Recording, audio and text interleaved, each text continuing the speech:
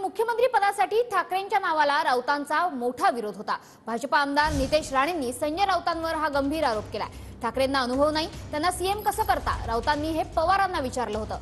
मला सीएम करा म्हणून राऊतांनी ठाकरेंना ब्लॅकमेल सुद्धा केल्याचं राणेंनी म्हटलंय।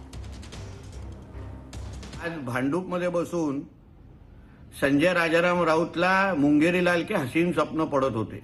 संजय राजाराम राऊतनी आपल्या दोन्ही मुलींच्या डोक्यावर हात ठेवून एक सत्य बाहेर सांगावं की उद्धव ठाकरेच्या नावाला सर्वात मोठा विरोध हा संजय राजाराम राऊतलाच होता, ज्याला कुठला अनुभव नाही, ज्याला पक्ष चालवता येत नाही, त्याला तुम्ही मुख्यमंत्री कसं करता हे तुम्ही शरद पवार साहेबांना विचारलं नव्हतं का?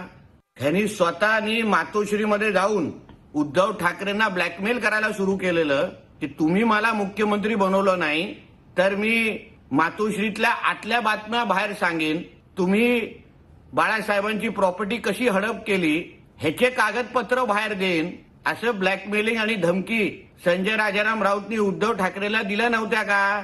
थेट पवार साहेबांना पण जाऊन सांगितलं होतं की तुम्ही माझंच नाव मुख्यमंत्री म्हणून चालवा, असा आग्रह धरला नव्हता का? सामनाच्या कार्यालयातून किती आमदारांना फोन गेले होते की संजय राजाराम राऊतचं नाव तुम्ही मुख्यमंत्री पदासाठी सुचवा।